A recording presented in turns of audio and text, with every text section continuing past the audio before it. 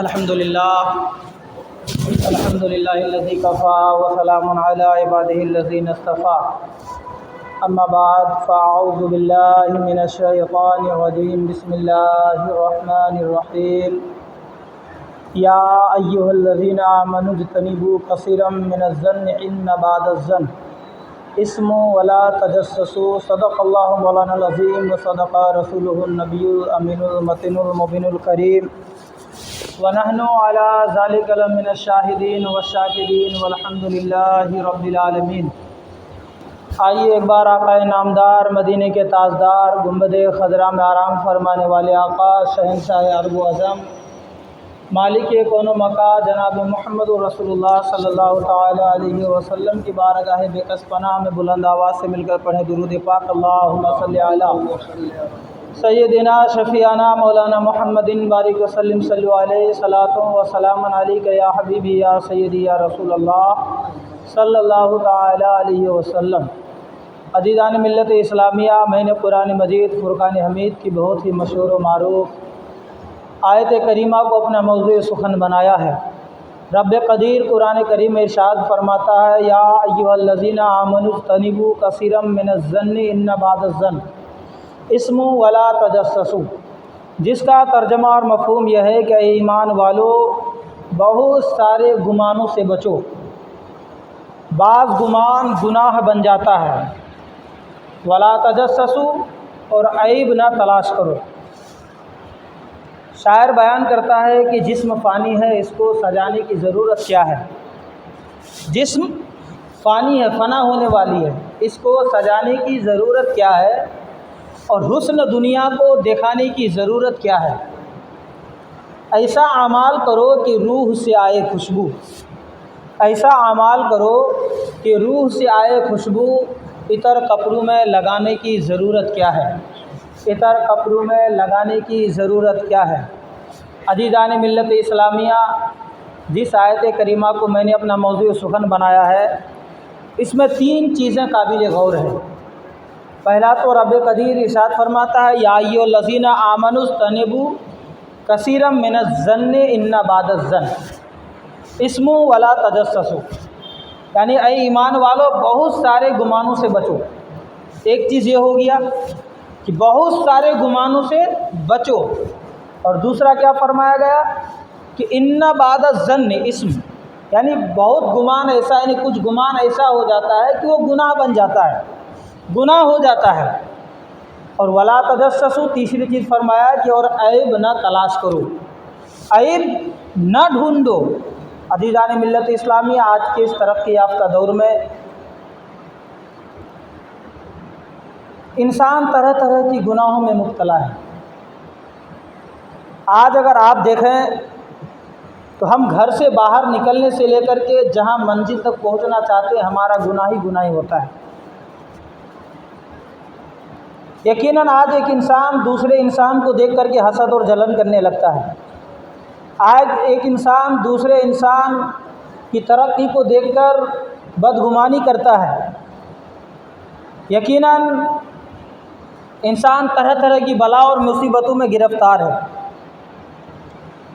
اگر کوئی انسان کہیں سے آ رہا ہے تو آج ہم یہ سوچتے ہیں کہ وہ گناہ کر کے آ رہا ہے، یہ آج میرا گمان بن گیا ہے۔ اگر کوئی انسان کہیں جا رہا ہے تب بھی ہم یہ سوچتے ہیں کہ یہ گناہ کرنے کے لیے جا رہا ہے۔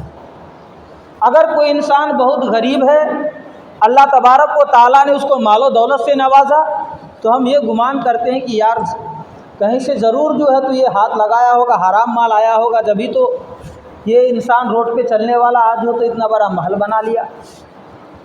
یقیناً یعنی طرح طرح کی جو ہے سوچ میں ہم پڑ جاتے ہیں، پھر اس کے لیے بدگمانیاں کرنے لگتے ہیں۔ اور رب تبارک و تعالیٰ کیا فرماتا ہے کہ بہت سارے گمانوں سے بچو، کیونکہ ان میں کا بعض گمان جو ہے گناہ بن جاتا ہے، یعنی گناہ ہو جاتا ہے۔ آج ہم کثرت کے ساتھ گناہ کرتے ہیں، بدگمانیاں کرتے اور گناہ سمجھتے ہی نہیں ہیں۔ آج ہم نے صرف شراب پینے، جوا کھیلنا، زنا کرنے کو ہی گناہ سمجھا، ترک صلاۃ، ترک صوم کو جو ہے ہم نے گناہ سمجھا۔ لیکن کچھ گناہ ایسے ہیں جس کو ہم گناہ سمجھتے ہی نہیں ہیں، اور نہ ہی ہم گناہ سمجھ کے کام کرتے ہیں۔ ہم سمجھتے ہیں کہ یہ کام ہے، یہ اچھا ہے، گناہ تھوڑی ہے۔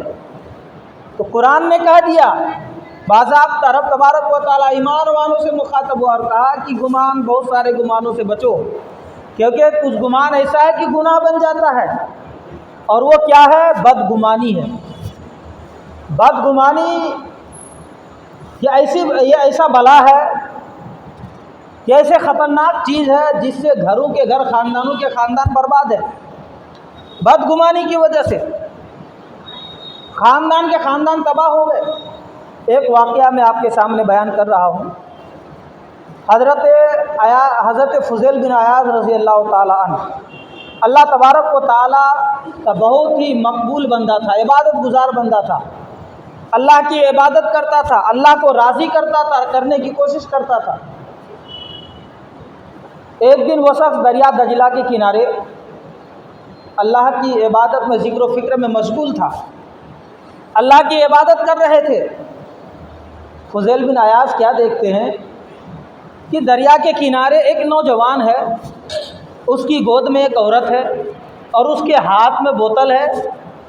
اب حضرت فضیل بن عیاض سوچنے لگے، یار یہ دن بھی دیکھنے کو مل گئے کہ یہ نوجوان اس عورت کے ساتھ گناہ کر رہے ہیں، وہ بھی دریا کے کنارے بیٹھ کر کے کھلے عام۔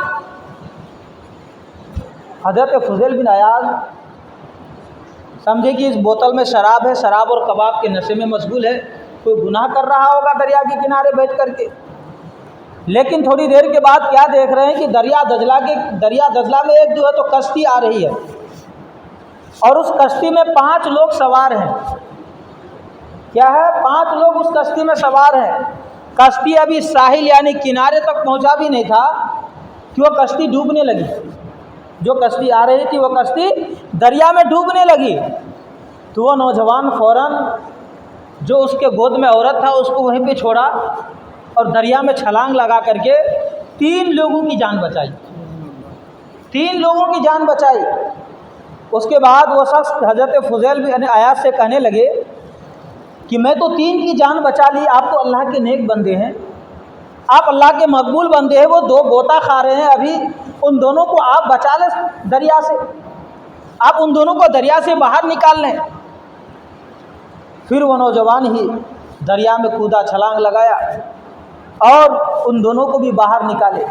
اس طریقے سے آپ نے 5 کی جان بچا لی۔ اب حضرت فضیل بن عیاض رضی اللہ تعالیٰ عنہ کہنے لگے کہ واقعی میں یہ بندہ بڑا نیک ہے، یہ بندہ جو ہے کوئی نیک انسان معلوم ہو رہا ہے، میں تو اس کو سمجھ رہا تھا کہ یہ گناہ کر رہا ہے، میں نے تو اس کے بارے میں گمان کیا تھا کہ دریا کے کنارے عورت کو گود میں بیٹھا کے ہاتھ میں بوتل ہے، شراب پی رہا ہے اور اس کے ساتھ گناہ کر رہا ہے، لیکن یہ تو بہت بڑا نیک نکلا۔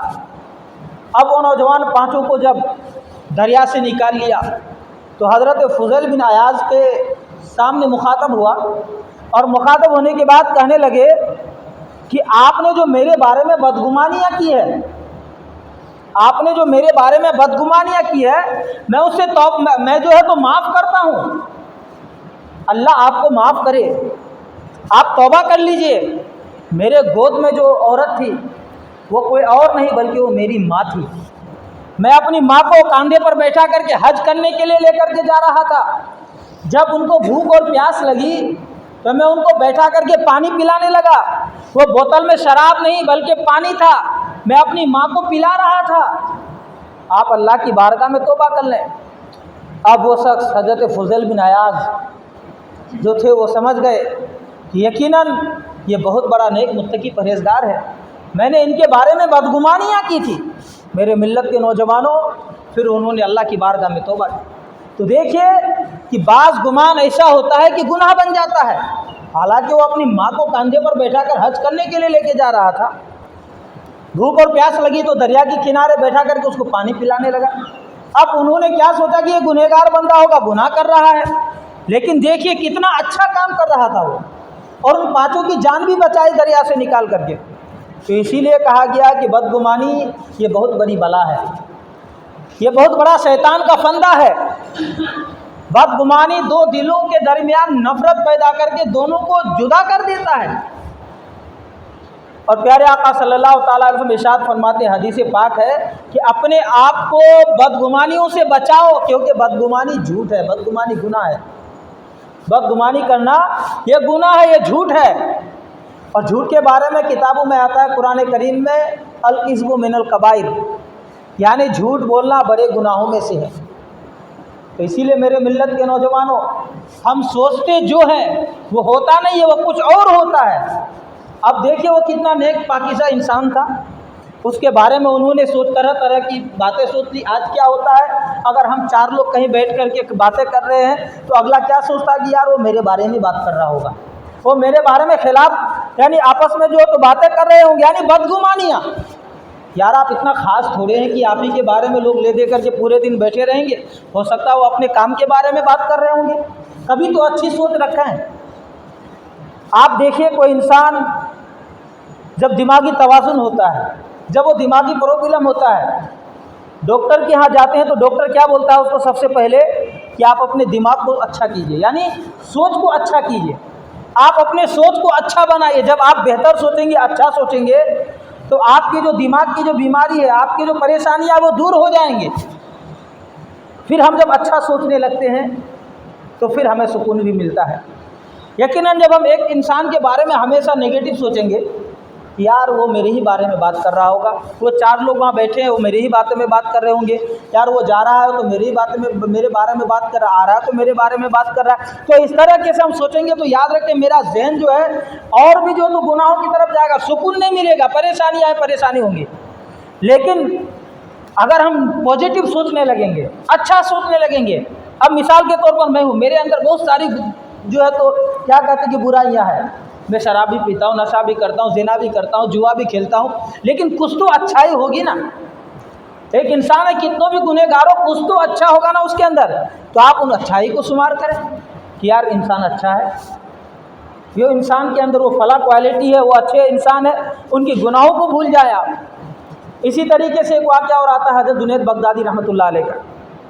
حضرت جنید بغدادی رحمۃ اللہ علیہ نے ایک سائل کو دیکھا، وہ سائل اچھا تندرست تھا، ہٹا کٹا تھا، وہ مانگ رہے تھے۔ آپ نے ان کو دیکھ کر کے بولے یار دیکھو یہ کتنا برا انسان ہے، اللہ نے اتنی اچھی صحت دی، اس کے بعد بھی یہ مانگ رہا ہے لوگوں سے۔ اب حضرت جنید بغدادی رضی اللہ تعالیٰ عنہ بول دیے، جب آپ سوئے تو محو خواب ہوئے، کیا دیکھتے ہیں کہ کوئی شخص خواب میں مرے ہوئے انسان کا تازہ گوشت آپ کو لا کر کے دے رہا ہے، مرے ہوئے انسان کا تازہ گوشت کھانے کے لیے لا کر کے دے رہا ہے۔ حضرت جنید بغدادی رحمۃ اللہ علیہ فرماتے ہیں کہ یار یہ تو انسان کا تازہ گوشت ہے، مرے ہوئے انسان کا۔ کہنے لگے ہاں یہ اللہ تبارک و تعالیٰ کی طرف سے تمہارے پاس آیا ہے، جو تم نے آج اللہ والے کو حقیر اور ذلیل سمجھا ہے، آج تم نے ایک اللہ والے کو حقیر اور ذلیل سمجھا، اسی لیے اللہ تبارک و تعالیٰ نے یہ کچا گوشت تیرے لیے بھیجا ہے۔ عزیزان ملت اسلامیہ، جب حضرت جنید بغدادی رضی اللہ تعالیٰ عنہ خواب سے بیدار ہوئے تو اس شخص کی تلاش میں نکل پڑے۔ پتہ چلا کہ فلاں گاؤں، فلاں محلے، فلاں شہر میں رہتے ہیں، آپ وہاں پہنچے، دروازے پر دستک دیے، جب وہ گھر سے باہر نکلے تو فرمایا کہ اللہ آپ کی توبہ قبول کرے۔ یار وہ فرمایا کہ اللہ آپ کی توبہ قبول کرے۔ اب حضرت جنید بغدادی رضی اللہ تعالیٰ سمجھ گیا یار بہت نیک انسان ہے یہ بہت یہ اللہ والا ہے۔ تو دیکھیے اللہ والے تھے، ان کو اپنی غلطی کا احساس ہوا کہ یار میں نے تو اس کے بارے میں بدگمانیاں کی، نہ جانے ہو سکتا ان کے ساتھ کوئی پریشانیاں رہی ہوں گی۔ بہت سارے وقت پہ ایسا ہوتا ہے، بسا اوقات ایسا ہوتا ہے کہ انسان کہیں راستے سے جا رہا ہے، اس کا جیب کٹ جاتا ہے، اب وہ کیا سوچتا ہے چلو یار مسجد ہے کہیں، چلو جا کر کے کرائے کے لائق پیسے نکال لیں، پھر اپنا آپ آگے کا سفر کر لیں گے۔ اب ہم کیا سوچتے ہیں کہ یار یہ تو بہت اچھا انسان ہے، یار بھلے انسان دکھ رہا ہے لیکن یہ مانگ رہا ہے، بتاؤ کتنا برا کر رہا ہے۔ تو میرے ملت کے نوجوانوں بسا اوقات ایسا ہوتا ہے، لیکن حضرت جنید بغدادی رضی اللہ تعالیٰ عنہ اللہ والے تھے، وہ خواب سے بیدار ہو کر کے اس شخص کے گھر پہ گئے، اپنی غلطی کا اعتراف کیا، اس سے معافی کے طلبگار ہوئے، اور ایک اللہ والے سے اللہ والا دعا لے کر کے گھر واپس لوٹے۔ تو یقیناً کسی کی عیب کو تلاش کرنے سے منع کیا گیا، کہا گیا کہ ولا تجسسوا۔ قرآن کریم میں اللہ تبارک و تعالیٰ فرماتا ہے کہ ولا تجسسوا، یعنی عیب کو نہ تلاشو۔ اسلام میں کسی مسلمان بھائی کا عیب تلاش کرنا منع کیا گیا ہے کہ کسی مسلمان بھائی کے عیب کو نہ تلاش کرو۔ آج ہم کیا کرتے ہیں، اگر کوئی اچھا انسان ہے یا کوئی برا بھی انسان ہے تو اب اگر ہماری ان سے کچھ انتی بنتی ہو گئی ہے تو ہم کیا کرتے ہیں، اس کے اندر کی عیب تلاش کرنا شروع کرتے ہیں۔ اب بیچارہ نماز بھی پڑھنے آتا ہے تو کیا بولتے، دیکھو نا یار پوری زندگی جو گناہ کر کے اب نماز پڑھنے آ رہا ہے، ارے دیکھو نا یار اب دیکھو صدقہ اور خیرات کر رہا ہے۔ تو یعنی جو بھی چیزیں اچھا ہو یا برا ہو، اگر اس کے اندر نہیں بھی ہے تو ہم اس کو تلاش کرنے لگتے ہیں۔ تو اسلام جو ہے اس کی اجازت نہیں دیتا کہ آپ کسی کی عیب کو تلاش کریں، کسی کی عیب کو ڈھونڈیں۔ پیارے آقا صلی اللہ علیہ وسلم ارشاد فرماتے ہیں کہ کوئی مسلمان اگر کسی کی پردہ پوشی کرتا ہے، اگر کوئی کسی کی پردہ پوشی کرتا ہے تو کل قیامت کے دن اللہ تبارک و تعالیٰ اس کی پردہ پوشی کرے گا۔ اگر آج ہم کسی کے اندر کوئی گناہ دیکھ بھی رہے ہیں، اگر ہم اس کی گناہوں کو چھپانے کی کوشش کر رہے ہیں کہ یار اس میں پردہ ڈال دو، یہی اس کو چھپا دو، تو یقیناً ہمارے اندر بھی گناہ ہیں۔ جب کل ہم رب کی بارگاہ میں رب کے حضور کھڑے ہوں گے تو رب تبارک و تعالیٰ ہمارے بھی پردہ پوشی کرے گا، ہماری بھی خطاؤں کو معاف فرمائے گا۔ تو اسی لیے کہا گیا کہ کوئی بھی انسان، جو اسلام اس کی اجازت نہیں دیتا کہ کوئی کسی کی پردہ یعنی اس کی راز کو فاش کرے۔ اسی لیے آپ کوشش کیجئے کہ کسی انسان کے اندر کوئی عیب ہے تو اس کو چھپائیں، نہ کہ اس کو ظاہر کریں۔ آج کیا ہوتا ہے، مثال کے طور پر میں اپنی بات کر رہا ہوں، کوئی اگر نماز پڑھنے کے لیے امام صاحب اگر ایک منٹ زیادہ اگر لمبی نماز کر دیا تو اب اس کو پورا موضوع بحث بنی ہوتی ہے۔ امام صاحب نے اگر جلدی نماز پڑھا دی تو یہ بھی موضوع بحث بنی ہوتی ہے، امام صاحب نے تو بہت زیادہ نماز پڑھا دی لمبی، بہت جلدی کر دیے، ایسے ہے ویسے ہے یہ ہے، یعنی لے دے کر کے جو تم پڑھ جاتے ہیں اور اس کو کیا ہے عیب سمجھنے لگتے ہیں۔ پھر اس کو ہم کیا کرتے ہیں، پورے معاشرے میں، پورے محلے میں سب کسی کو جو اپنے دوست یار ہے اس کو بتاتے ہیں، یار اس نے دیکھو ایسے کر دیا، امام صاحب اب لائق نہیں، یہ تو بہت جلدی نماز پڑھا دے رہے ہیں، بہت لیٹ۔ تو گویا کہ ہم ان کے اندر کی عیب تلاش کر رہے ہیں۔ ہم نماز پڑھنے نہیں آئے، ہم بدگمانیاں کرنے آئے، ہم جو ہے ان کی عیب تلاش کرنے آئے، اور اسلام عیب تلاش کرنے سے منع کیا۔ کہا گیا کہ اگر آپ آج کسی کے عیب کو اگر چھپاتے ہیں تو کل قیامت کے دن رب تبارک و تعالیٰ آپ کے عیب کو چھپائے گا۔ اسی طریقے سے ایک واقعہ آتا ہے، حضرت بشر حافی رحمۃ اللہ علیہ، یہ بہت بڑے اللہ کے ولی تھے، بہت بڑے اللہ کے ولی گزرے ہیں۔ آپ ننگے پیر چلتے تھے، خالی پیر، چپل جوتا نہیں پہنتے تھے۔ آپ پورے شہر آپ کی عزت کرتا تھا، یہاں تک کہ جس شہر میں آپ رہتے تھے جانور بھی جو تو گوبر نہیں کرتا تھا، جانور بھی آپ کے احترام کی وجہ سے گوبر نہیں کرتا تھا۔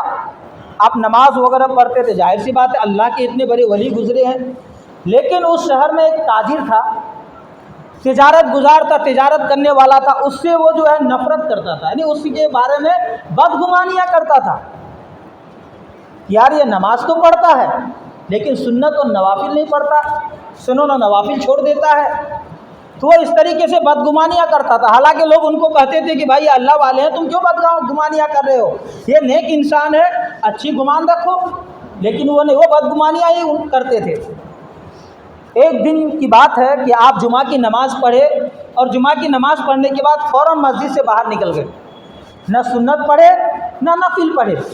جب آپ مسجد سے باہر نکلے تو وہ تاجر آپ کے پیچھے ہو لیا کہ دیکھتا ہوں یہ کرتا کیا ہے، آخر یہ نماز سنت اور نفل چھوڑ کر کے بھاگ جاتا ہے۔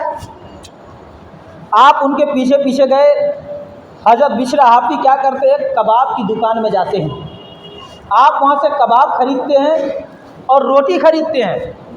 اب وہ شخص تاجر تھا، ان کو دیکھتے ہیں، دیکھنے کے بعد کہتے ہیں استغفر اللہ معاذ اللہ، بتاؤ یہ جو ہے تو کھانے کی وجہ سے جو تو نماز چھوڑ رہے ہیں، یہ کھانے کی وجہ سے نماز چھوڑ دے رہے ہیں، سنت چھوڑ رہے ہیں، نفل چھوڑ رہے ہیں، اور وہ آ کر کے دکان میں کباب اور روٹی خرید رہے ہیں۔ اب وہ بشر حافی رحمۃ اللہ علیہ خریدنے کے بعد آگے چلے گئے، چلتے چلتے وہ شخص تاجر بھی ان کے پیچھے ہو لیا۔ آپ چلتے چلتے ایک جنگل میں داخل ہوئے، کچھ ہی دور اندر گئے تھے کہ ایک گھر آیا۔ حضرت بشر حافی اس دروازے میں دستک دیے، اندر داخل ہوئے۔ اب وہ شخص جو تھا تاجر، وہ بھی پیچھے پیچھے جاتا ہے، دیکھتا ہے چپکے سے چھپ کر کے کہ کر کیا رہے ہیں۔ جب وہ گھر کے اندر گئے تو کیا دیکھ رہے ہیں کہ ایک فالج زدہ شخص بستر پر لیٹا ہے، ایک فالج زدہ شخص ہے جو چارپائی پر ہے۔ حضرت بشر حافی گھر کے اندر داخل ہوئے، اپنے امامے کو رکھے، امامے کو کپڑے میں بھگایا، بھگانے کے بعد ان کے چہرے کو دھولا، صاف کیا، صاف کرنے کے بعد آپ نے جو ہے روٹی کو توڑے، کباب میں لگا کر کے ان کو کھلانے لگے۔ اب وہ شخص اس کو سٹنے لگ گئے کہ یار یہ اتنا اچھا کام کر رہا ہے، میں ان کے بارے میں بدگمانیاں کرتا تھا، اس کے بارے میں برا بھلا سوچتا تھا، دیکھو یہ تو کتنا اچھا کام کرتا ہے۔ اب جب حضرت بشر حافی رحمۃ اللہ علیہ ان کو روٹی کھلانے لگے تو وہ شخص کہنے لگا، بشر حافی کب تک تم اس طرح سے ہماری خدمت کرتے رہو گے؟ 14 سال ہو گئے، ہمارے رشتہ داروں نے، ہمارے گھر والوں نے مجھے چھوڑ کے چلا گیا، 14 سال ہو گئے۔ اس سے پتہ چلتا ہے کہ 14 سال سے بشر حافی ان کی خدمت کرتے تھے اور 14 سال سے ان کے گھر والے ان کو چھوڑ کر کے چلے گئے تھے۔ کہنے لگے کہ کب تک آپ ہماری اس طرح سے خدمت کرتے رہیں گے؟ تو حضرت بشر حافی رحمۃ اللہ علیہ فرماتے ہیں کہ اللہ تبارک و تعالیٰ نے مجھے جو عزت اور مقام دی ہے، میرا جو ادب و احترام پورے شہر کرتے ہیں، بس صرف یہی ہے کہ میں ایک نیکی کرتا ہوں، آپ کو آ کر کے روز کھانا کھلا دیتا ہوں، یہی وجہ ہے کہ رب تبارک و تعالیٰ پورے شہر والے کے دلوں میں میرا احترام پیدا کر دیا۔ اور ابھی ہماری نمازیں باقی ہے۔ اب وہ حضرت بشر حافی رحمۃ اللہ علیہ کہتے ہیں ان کو کھانا کھلانے کے درمیان کہ معاف کیجیے گا میں آج لیٹ ہو گیا، ابھی ہماری سنن و نوافل باقی بھی ہیں۔ اب وہ تاجر پوری بات سن رہے ہیں، کہہ رہے ہیں کہ سنن و نوافل باقی ہے، ابھی جو ہے تو پورا کام میرا ہوا نہیں ہے، کچھ نمازیں باقی چھوڑ آیا ہوں، آنے میں لیٹ ہو گیا، معاف کیجیے گا۔ جب بشر حافی رحمۃ اللہ علیہ گھر سے باہر نکلنے لگے تو اب وہ تاجر کی نگاہیں ان کے قدموں پر تھی، جو بدگمانیاں تھی وہ توبہ کی اس سے۔ تو میرے ملت کے نوجوانوں، ایسا ہوتا ہے کہ ہم سوچتے کچھ اور ہے اور ہوتا کچھ اور ہے۔ ہم سوچتے بسا اوقات کہ یار یہ انسان گنہگار ہے، انسان بدکار ہے، ایسا ویسا ہے، لیکن ایسا کچھ بھی نہیں ہوتا، وہ انسان نیکوکار ہوتا ہے، وہ نیک صالح ہوتا ہے۔ اسی لیے رب تبارک و تعالیٰ نے قرآن کریم میں فرمایا، یا ایھا الذین آمنوا اجتنبوا کثیرا من الظن ان بعض الظن اسم ولا تجسسوا، یعنی اے ایمان والو بہت سارے گمانوں سے بچو، یعنی بہت سارے گمان سے بچو، کیونکہ بعض گمان کیا ہوتا ہے، گناہ بن جاتا ہے۔ ولا تجسسوا، اور کسی کی عیب تلاش نہ کرو۔ تو اسی لیے قرآن کریم کی ان آیت پر عمل کیجیے، اپنے بھائیوں کی عیب نہ تلاش کیجیے، نہ کسی کے بارے میں برا گمان رکھیے، کیونکہ یہ گمان جو ہے گناہ بن جاتا ہے، اور گناہ کہیں ایسا نہ ہو کہ یہی گناہ آپ کو کل قیامت کے دن جہنم میں لے کر کے چلی جائے۔ اسی لیے اچھی سوچ رکھیے، اچھا گمان رکھیے۔ رب تبارک و تعالیٰ کی بارگاہ میں دعا دوں کہ رب تبارک و تعالیٰ ہمارے بیان کرنے میں، آپ کی سننے میں کسی بھی طرح کی خامی یا لغزش ہو تو اس سے میں توبہ کرتا ہوں، استغفر اللہ ربی من کل ذنب واتوب الیہ وما علینا الا البلاغ۔ ایک مرتبہ بلند آواز سے پڑھ لیجیے، لا الہ الا اللہ محمد رسول اللہ صلی اللہ تعالیٰ علیہ وسلم۔ جو حضرات سنت ادانی کو سنت ادا کر لیجیے، جو حضرات پیچھے بیٹھے ہوں یا کھڑے ہوں تو ان سے گزارش ہے کہ اندر آ کر کے جگہ لے لیجیے تاکہ بعد میں آنے والے حضرات کو تکلیف نہ ہو۔